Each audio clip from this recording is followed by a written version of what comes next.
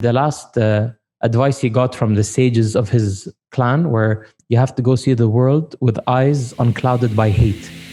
Welcome to Lucas Skrobot Show. I'm Lucas Skrobot, and this is where we uncover purpose, pursue truth, and own the future. Today, we are joined again by Obaid AlBudoor, who is a landscape photographer out of the United Arab Emirates. He is one half Emirati, one half Egyptian, and 100% Rahib, which means awesome. Obaid, thank you so much for being back here on the show. You were here back at episode 5, I believe, and now we're here at 203. So thank you. Oh man, I should have waited 2 more episodes to get to satisfy my OCD a little bit more. You know what? We can adjust it. You know, it's just a number. Yeah, Age is just a number. But there's a lot that has happened in both of our lives between 2.5 years ago and now. One of the most amazing things is now you're married. Before you were single shabab, and now you're a married man. Yes, I am. Thanks a lot for the introduction, man. Like initially, I couldn't help but smile just hearing you and being on this podcast again. Because there's a lot of, I think there's a big sense of nostalgia to this, but I'm excited that we're getting kind of like a fresh outtake or fresh take, sorry, on today's episode, inshallah. So yeah, I've gotten married. A lot has happened. I mean, when you met me, I was less than a year into my freelance photography career path, and that was when 2018. Yeah, I quit at the end of 2017, and you met me right before I finished the whole year of being completing a year of going full time. And yeah, man, lots of ups and downs, a lot of up and downs. But I'm very happy that I went through it all, and I think there's a lot of things that I've learned along the way. And you know, we get better by learning. So I like to think that I've gotten better, not just in photography, but again in life. You know, getting married is a big step and all that kind of stuff. I'm sure, needless to say, but yeah. Anyway, getting married is always an upgrade. So I think you have gotten better. Probably because you got married, at least. That's for sure. Yeah. I'm no longer accountable to just myself. You know, I need to. You know, especially for a future and career, you kind of there's more people in the picture now, right? Absolutely. More people potentially in the future, right? I know now because you have kids, right? So I'm thinking. At first, I used to think about just me and myself and where I'd be in 5 years, and I didn't think I'd get married. When you talked to me back then, I wouldn't have thought I would have been married within the next 5 years, but here I am. And I may say that I'm not ready for kids now, but God knows what's in store for me. Inshallah. Inshallah khair. But just in case, I don't want to be caught unprepared, and preparation is key. And one of my favorite quotes, and I'm sure you've heard this a million times, is that luck is when preparation and opportunity meet, right? So I plan on getting a lot more lucky moving forward by planning and preparing a lot more. I mean, it's true. It's all in the preparation, which kind of brings us to the point that I really wanted to explore with you in this episode today, which is a lot of, whether it's freelancers or small business owners, people who really, their businesses, their income rests upon their shoulders. I feel like, myself included, and when I talk to other freelancers and entrepreneurs, there's this kind of tension that we feel in our lives between the grind of putting out content, the grind of being active on social media, of finding new clients, of keeping new clients, just getting our faces and our work out there. And with it often comes this anxiety, this pressure of we can never do enough. And then on the flip side of that, we say, okay, well, you know, what I really want to do is I want to pour into my children, or I want to, spend time out in nature. I want to pull back from these dopamine cycles of social media and phone and nonstop connectivity. And I've seen you over the last 2.5 years. You have an incredible Instagram following and account. Your photography is amazing. And yet you disappear off of social media for months at a time. And so I wanted to kind of pull out of you some wisdom pieces. Like, how do you do that? How do you reconcile that conflict for yourself personally? I think it really is a conflict. The word is very important to define it. To give you context or an understanding of how I feel or how I deal with this situation itself, is that I'm generally, or a lot of people would meet me would usually say, I'm the generally a happy-go-lucky, fun guy, and I like to smile a lot and I like to laugh a lot. But then I think when it comes to the aspect of work and production and kind of assessing yourself, and I'm hypercritical with myself to a fault, and that fault kind of leads me down a downward spiral of let's say a wave of negative emotion. And I promised myself early in my career, and especially since I quit my job, that I'm going to be true to myself and I'm never going to fake. I don't want to be the guy I'm not the positive, when you meet me in real life, I'm very happy and I do talk in a hopeful demeanor, but I will never put on a fake positive, toxic positivity kind of, persona. Right. That's just not me. And I think the last few years, there's a lot of self-doubt, a lot of questioning of who I am, not in that sense, but like, what is the art that I produce? I think the first year of my work has really revolved around creating just beautiful images. But is that all I do? Am I just creating pretty pictures? I felt like, no, there's a lot more I wanted to create. And again, this is just me being hypercritical of myself. Asking my peers at a later stage, or people who were following me then, said, that's fine, that's great, like just make beautiful images. We want to look at beautiful art.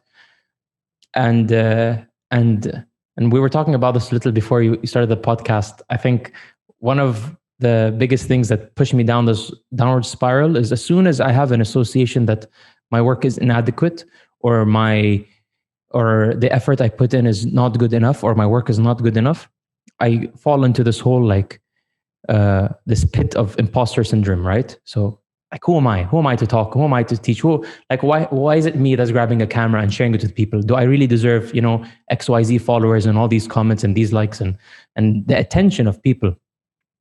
And these were kind of things I was struggling with the past couple of years. The breaks, I think, were a means to heal myself in that mentality that I used to fall under a lot.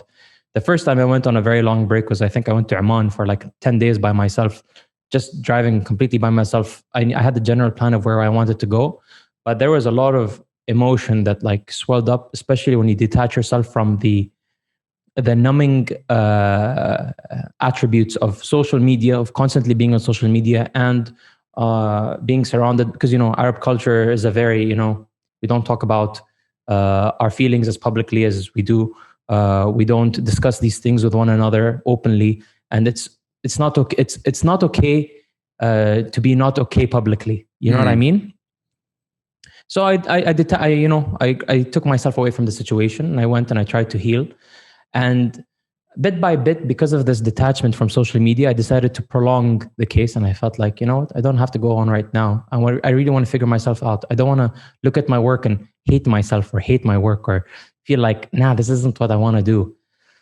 So there was a lot of that. And I think it's coming up now. And I'm sorry, this is going on quite longer than I initially thought I would talk about. But I think this came about because for so much of my life, I think for 25, 26 years, I've never had this kind of conversation with myself, right? I've been kind of repressing this whole I went to college, did finance, studied, worked in a bank, felt like, this is what I want to do. But that was because it made money, because, to make somebody in my family happy, because, it makes good income, because it's rational.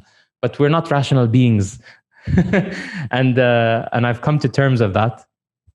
And I tried to, figure that whole path out. And alhamdulillah, I think I'm in a much better state of mind than I am. I don't think I'm going to be going on as many breaks for as long as I have done. I think I've been like a year off social media completely, or just sporadically checking it for something important, but nothing major. Like maybe I think my screen time at some point was like 5 minutes a day for like a month or for like a couple of weeks, which is amazing. But it's kind of not the world we live in right now, especially as a freelance creative artist. So, trying to figure things out still, man. I think a lot of people would be surprised in that someone that has such incredible art, such incredible photography, would be feeling so negative about yourself. I mean, when you post something, you get strings of comments. Your engagement is so high. Your art is incredible. The sublime that you're able to create in your photography is just mind blowing. Do you feel that people find that surprising? Don't you feel that people might look and be like, really? Why are you so insecure? And in that time of healing, the second part of the question, even in this past year off, what have you kind of come to be able to reconcile that? What have you been able to come to maybe conquer or overcome some of these feelings?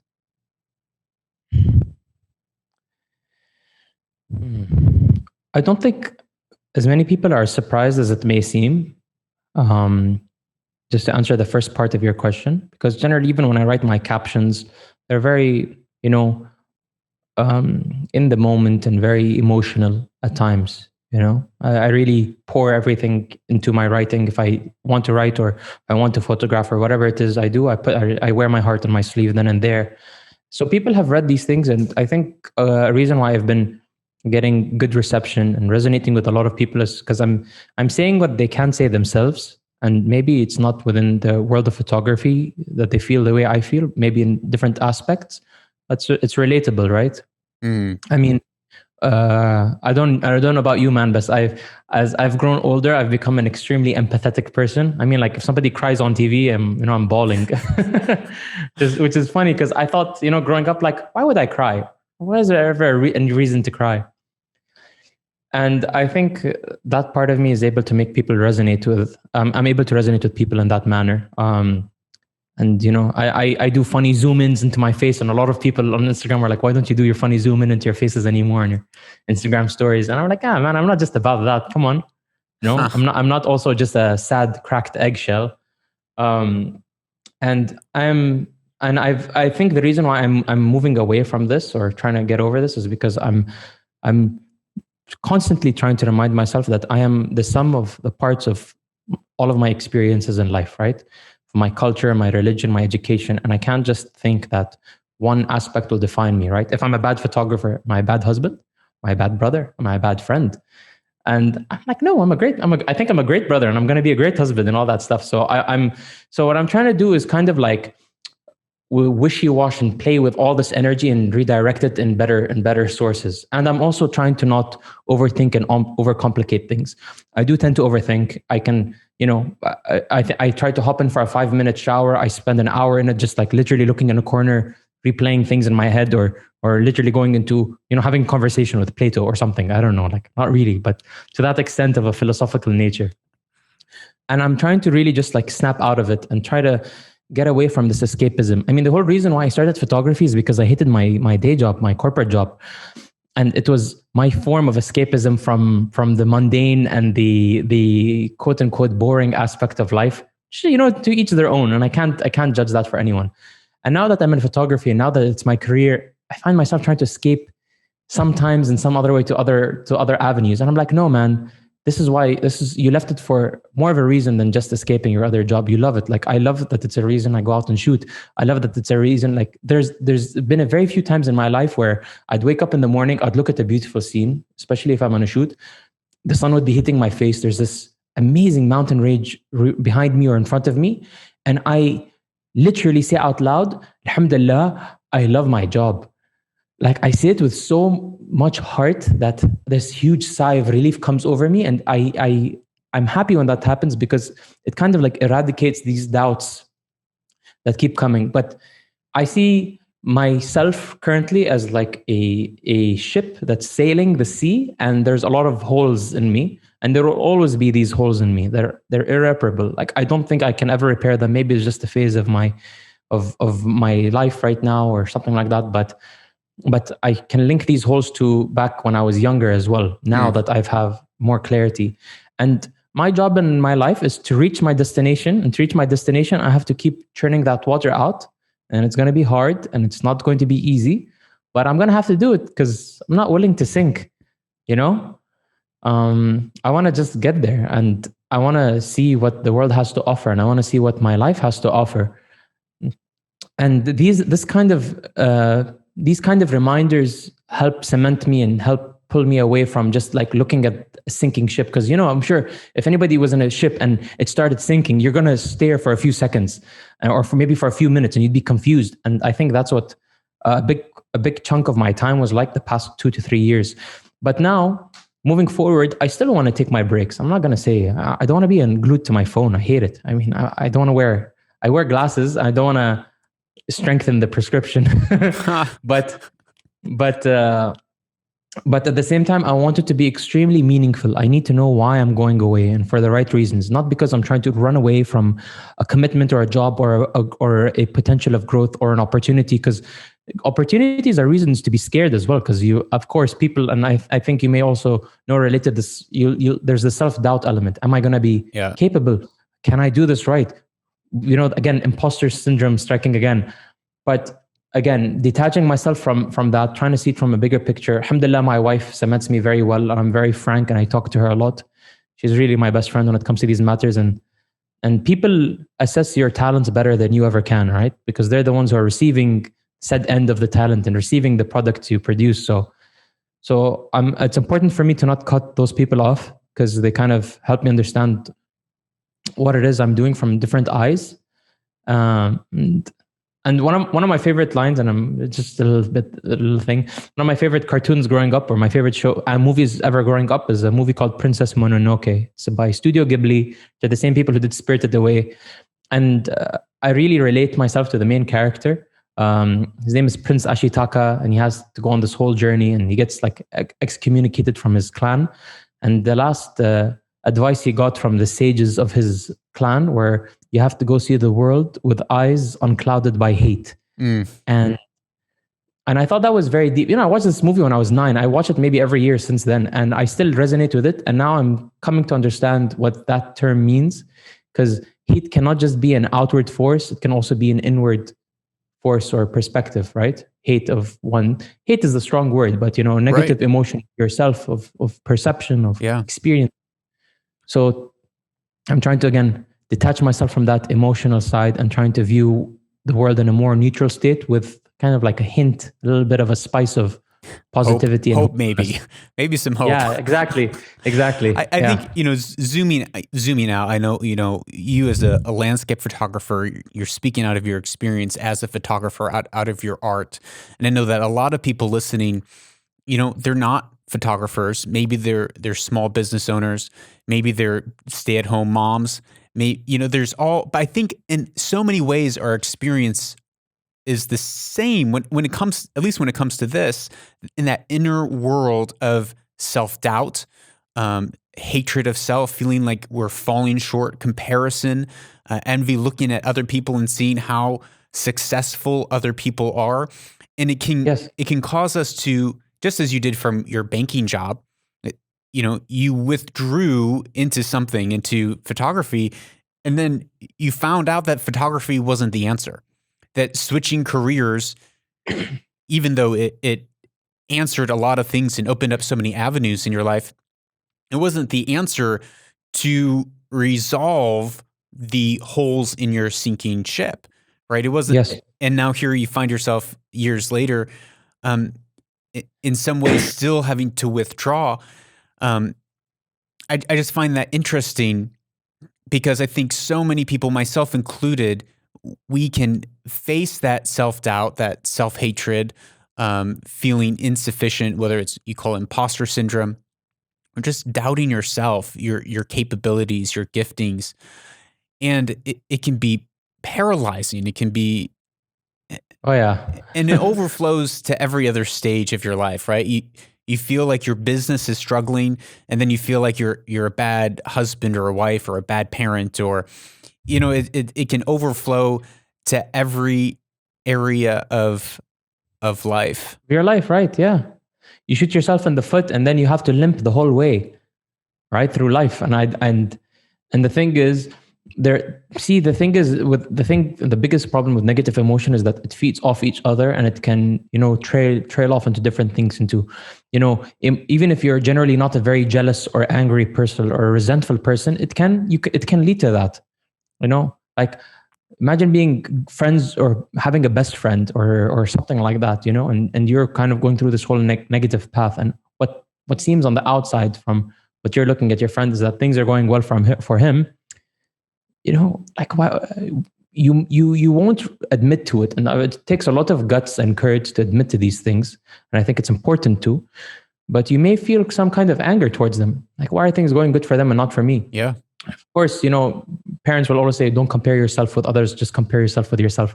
And it takes a lot of effort not to compare yourself with others, right? It takes a lot of effort for ourselves. Like me in the photography business, like, I have competitors, I have competition, I have people that I'm going up against. I have to compare myself, because if I'm doing worse than them, I need to know what I'm doing wrong. Mm-hmm. And that's just from a career standpoint. Okay, if I'm going to compare myself with people I idolize, or people who I look up to, and people I want to be, and their standards are extremely high, and I find myself falling so short of that, it makes me, again, it's very easy to fall into that trap. But I think more important, it's important to, like, redirect the energy and that kind of attention. And I've realized this by taking a quick break and just taking a step back and looking at things, and I've seeing myself do this more and more. Although I'm talking a lot on this podcast, I have been known among my group of friends to be a person who talks a lot. But these days I find myself listening more than speaking, and not talking as much, and thinking twice before I speak. And I think that's a good thing. And that's leading me towards, like, a better, more intentional place. And I don't want to say intentional. I mean, yeah, part of it is intentional, but more of a place that makes me understand what it is I want to say, and ultimately, who am I and why am I saying it, right, as a result. Well, Beta, I'm really grateful that you're opening up in such a kind of transparent, intimate way with these struggles. I mean, just today, my wife and I were having a conversation about different disappointments in our life, thinking that we should be in a different place, a different stage, different level of success. And I, like you, over the last 2.5 years since we met and did this show together, I've had so many disappointments. I thought that this would be in a completely different place than it is today. And my wife and I were talking about disappointment, and suffering is a little bit of an extreme word, but when things aren't working out your way, like, well, why, the big mythological or philosophical question, like, why does this happen? And as we were talking, it's like, well, suffering produces perseverance. Perseverance produces endurance. Endurance produces character, and character produces hope. And so it's what do we do when we're faced with that disappointment? What do we do when we're faced with disappointments, whether it's in our business, whether it's in our competencies, our abilities, in our ability to be good parents, or our ability to create great art, to, edge out your competitors or make a sale. I think there's so many different areas that disappointment can creep into our lives. And if we allow it to turn to self-hatred, or we allow a root of bitterness to grow against the people around us, where there's envy and jealousy, there is every wicked and evil thing. So when we allow envy and jealousy into our lives, there will create a garden bed for every dark thing to spring up into our lives of bitterness and hatred towards others. But when we're able to, as you've so well described, take those steps back and kind of prune our garden, weed our garden, and allow us to persevere through the hardship, endure through the hardship, build character, substance in our life, that in turn creates hope. And it's, I think, that lens of hope that enables us to keep going, knowing that, okay, well, today we might not get there. We might not get there tomorrow. We might not get there ever in our life, but we can have this hope of something that's to come. And that's the thing that I think I hang on to personally as I look through disappointments. I'm like, okay, this is the reality today, yes, but I'm gonna lift my eyes to something that's greater to come. Yeah, exactly. I mean, it's the silver lining, right, to your life, and the makes you understand that you've gone through all of those, bumps down the road and all of that suffering for a reason, so that when the day the sun shines upon your life and upon everything that you hold dear comes, and you feel grateful and you understand its meaning, and it's not just a sunny day, it's the best day ever, and there's a reason why you can enjoy it, the fact that you can stand on your own. I mean, I don't want to go into this too much, but I told you that I went through a bit of a surgery. I had like a bit of a back problem a few months ago, and I had surgery, and I was homebound for a couple of months, and made me quite angry with myself again further, because I did not take care of my health growing up and a couple of other things. But now it's my second chance, and I'm just I'm really just happy to be able to even just walk around and change my clothes, man. It was a burden to it was like a big problem to just kind of get that going for a while, and it puts things into perspective, right? And when we were talking about stepping back and seeing the big picture and trying to step away and see all of these like things that are happening to us, sometimes it's almost impossible for you to do yourself, and it's important to have good people around you and people who actually care about you and love you, without when we say maslaha, like he's not looking to get a benefit out of you in that sense, or trying to extort you for something specific. Somebody who genuinely cares about you. I have a few people in my life that I'm extremely grateful for and thankful for, and I forever will be, and my wife included. And these are people that they say things that you may not know you wanted to hear, and it may not be to your face, but and just in passing, and it will stick with you. And it's important to not brush it off, and to dwell and to think, and not to go back into this chain and overthinking, but going like, no, man, there's if I view people in this way, and if they are on a specific pedestal, I will not be the one, and I will not be the one who drags them down, or really becomes the person who absorbs the energy that they can provide elsewhere to fix my problems and needs. I don't know. I think in that way a lot. I think in my family we've gone through a bunch of things, and the number one thing I hate feeling like is a burden. The number one thing I hate being to somebody, whether it's financially or emotionally, or and the times that I have been a burden to people that I have wronged in my past, like the past couple of years in my life, it sticks with me to today, because I feel guilty about it, and I feel very upset with myself about it, and I have a very like, you should have known better, Obaid, moment and reflection, talk with myself. But things that have been done, and it's important to just carry the lessons forward, because if you repeat the same mistakes a couple of times, it's hard to feel sorry. You can't feel sorry for yourself. You'll feel angry, and people won't feel like they can pity you or help you or want to do something for you. They're just going to be like, man, this is you're shooting yourself in the foot, and you're dragging yourself throughout life, and you're going to complain that everybody else wins the race and you're in last place. But you're the one who put the hole in your foot to begin with, right? I think that's well said. One thing, as you've been sharing, that I've been thinking about, a lot of this anxiety that we have to perform, to produce, to reach success. Even this idea of, and I'm the same way. I hate being a burden to both my wife and I. It's kind of how we operate, which causes us to be very independent. But then oftentimes that independence hurts our relationship with people. Yes, it can clash. Yes, because we're not relying on them. We're, instead of turning to people for help, we say, well, I'm going to rely on myself because I don't want to be a burden to someone else. Yes.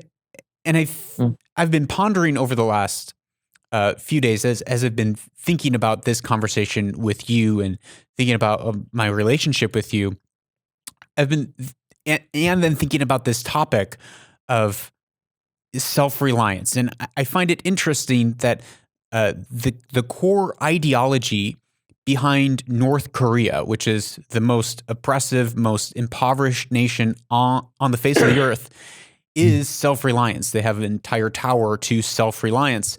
And it causes me to think like, okay, self-reliance, it's good, but if it's untempered, it actually leads to this really dark and destructive place. And I think sometimes that anxiety to show up on social media and produce and always put ourselves out there can come from this idea of that we must be completely self-reliant rather than understanding that there is kind of like that divine intervention. There is a God who is shaping and molding and connecting our lives. And we had a conversation last week, Obaid, and in it you shared a story of how you met Muhammad Kazim. And I thought it was very interesting. You can tell, I don't know if there's time to tell the story, but essentially you were just at a shop and you happened to bump into each other and exchange numbers. And it was very random, but now he's a great friend of yours. You travel with him. Yes. It's bloomed into just a community, which was all by chance. And, you know, you were one of the first people that I reached out to for an interview on this podcast, talk about imposter syndrome, because I had no idea what I was doing. And, but from that, it has opened up these relationships that I could have never expected or imagined. So I want to first thank you for that, for saying yes. But at the same time, there was a level of, you know, chance or serendipity of, I don't even remember how I found you on social media and what caused me to say, hey, let's, you know, sit down for an interview. And so I think for as much kind of networking and striving, and we need to get our work out there, and we need to make a name for ourselves, and we need to make ourselves better, and self-improvement and self-discipline. Sometimes, yeah, all that preparation is important, but at other times you walk into a shop and you meet someone and you don't realize it then, but it opens up this amazing, beautiful avenue of relationships and valuable 100%. things in your life. Yeah, 100%, man. So all of the I think the blessings and things that happened in my life is because I was out there. And just to like help you understand how I think about these things, you know, the Arabic word for human is insan. And the word insan is derived from nasi, which means to forget. And humans are bound to forget. Mm-hmm. That's why we write, and that's why we document, and that's why we're obsessed with, you know, telling our story, because we don't want to forget, especially great moments that happen to us. And I am particularly forgetful memory-wise. And alhamdulillah, my wife and one of my best friends, they're like my memory bank, man. Like if I have any question or if I'm telling a story, they always tell me like, oh no, actually this happened, and I don't even second guess it. Like I'm sure they're right about it. And one of the things I too tend to forget is the blessings we have in our life. And I'm sure it's not just me; it's everybody else. You know, it's bound to happen to anybody and everyone. And I think it's an important thing for us to remember who we are and why we are and what we're doing.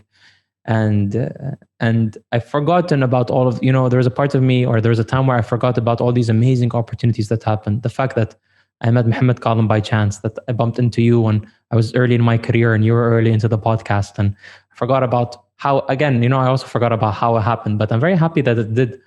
But, you know, I was talking to you, I think also last week, about how upset I was with how I haven't been reading as much. Yeah. And just reading like a page a day or 2 pages a day, that gives me such an important feeling that I think is essential to how I want to live my life. And I feel like, you know, I'm kind of linking reading to breathing, because if I don't read, I feel like there's like a sense of suffocation that happens. And I'm sure anybody who's listening to this, in terms of, you know, maybe it's journaling, maybe it's writing, maybe it's exercise, anything like that. You know, if you feel like you're bound to do something and you don't do it, you're putting yourself in a cage. My 2 things right now is reading and just being out in nature. And I think because I've been so deprived and so homebound for some time, especially with quarantine and a couple of things that happened, despite, alhamdulillah, my marriage going through, I kind of like made the world small, where it's actually an unending place. And I'm kind of breaking out of that mental cage. And people, and you know, and I come, you know, you realize this later on, but you're the one who put yourself in that position. I'm the one who put myself in that cage. I'm the one who did this to myself. And I'm easily the same person who can take myself out. So I am. And I want to go out and, have the opportunity and the chance to meet people again and to see people again and to explore the world again and fall hopefully headfirst into these amazing opportunities. Yes. Because life is a string of amazing coincidences if you're out and coincidences happen. But if you're stuck at home and if you don't, and if you live in fear and in self-doubt, nothing's going to come your way, man. That is true. See, these are things I know, but I forget, and I have to constantly remember and realize, and I have to just remind myself. And I wish I could just like tattoo it on the underside of my eyelid so I can just close my eyes and see it every time. But that's not how we work as people, sadly. So, what to do? We gotta live and make do with what we have, and it's a problem I'm trying to solve. But alhamdulillah, I have a better framework and structure and support system for it now. So I think those are wise closing words of, you have to get out, and getting out won't guarantee that something happens, but not getting out guarantees that nothing happens. And exactly, man. Like, Lucas, I just want to say one more point, just quickly. I know that you hit your 200th episode mark, right? Yes. And I'm sure out of the 200 episodes, some are like your favorites more than others, right? There are some podcasts where you feel like, I wish, like, I don't even know what I was thinking when I did this. And some where you're like, this is exactly my master, or this could be, your magnum opus kind of situation. For me, because I'm conducting a workshop in a couple of days, just to give perspective to audiences, right?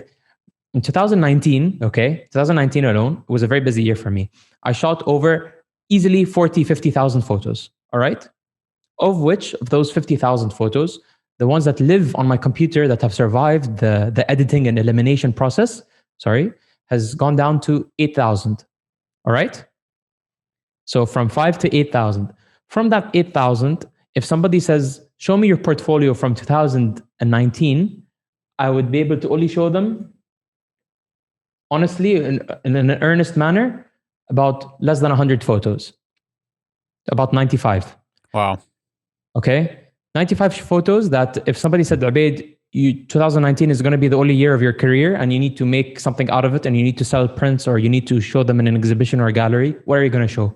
I have less than 95 images. I'm confident I can show with all my heart. It's 2%. Yep. Less. So it takes that much effort. You need to go out. You need to have all those experiences, because out of the 100 experiences or the 100 days or 1,000 days you're going to go out, there's going to be a handful of those opportunities, of that 2 or 1% that's going to come your way, that's going to be worth showing, that's going to be worth talking about. And if you don't go out there, again, it's just never going to come.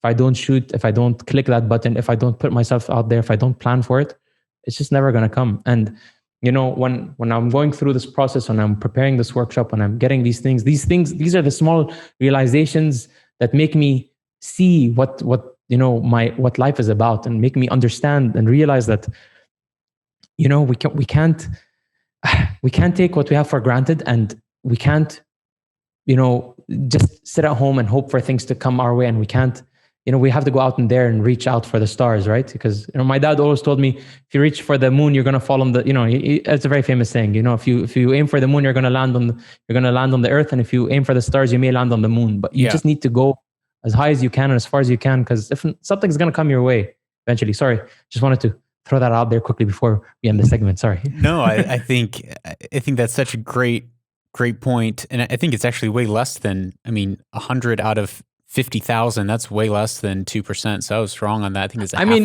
there's a lot more production that happens your way. I can shoot like 30 photos a second, so it doesn't count for as much. But it is such a small number, and I think it is in that gap of shooting, 1,000 photos before you get 2 great images, that we find that discouragement, whether that's in sales, 1,000 phone calls, Yes. And it applies to other areas, not just in the creative work or producing a podcast or writing, but like you said, it requires us to show up and trust, not in ourselves, not in kind of that anxious toil, but just in our diligence, knowing that if we put our hand to the work, that the work will be blessed, not because, of our capabilities, not because we are the greatest or capable, but it's in spite of ourselves. And I think Yes. even hearing you talk about, that imagery with a ship with holes in it, bailing water out, it's like it's in spite of our weaknesses, it's in spite of our brokenness. And that goes for every individual on the face of the earth. And I think that is something that I take courage in, knowing that I'm not alone, empathy in knowing that I'm not alone, and something I think we all need to be reminded of. Yeah. Well, Obaid, Awesome. thank you so much for opening up in just a real, not kind of like raw, and oftentimes like raw kind of conversations can end up being very discouraging, but just in a very sincere way that enables and encourages people to continue with the path that they've been called on, and whether it's their art or their career or their business or their marriage. I think it's just a great, encouraging takeaway. Thank you. Thank you for having me. I'm happy to pour out my heart anytime you ask me to, Lucas. I'm happy I'm back on the show. I think it's really stark difference from when we started a couple of years ago, and kind of looking forward to what happens the next couple of years ahead down the road. Let's see where life takes us, huh? Absolutely. That is all for the conversation with Obaid, but don't go away. We will be right back with our closing Weaver and Loom segment.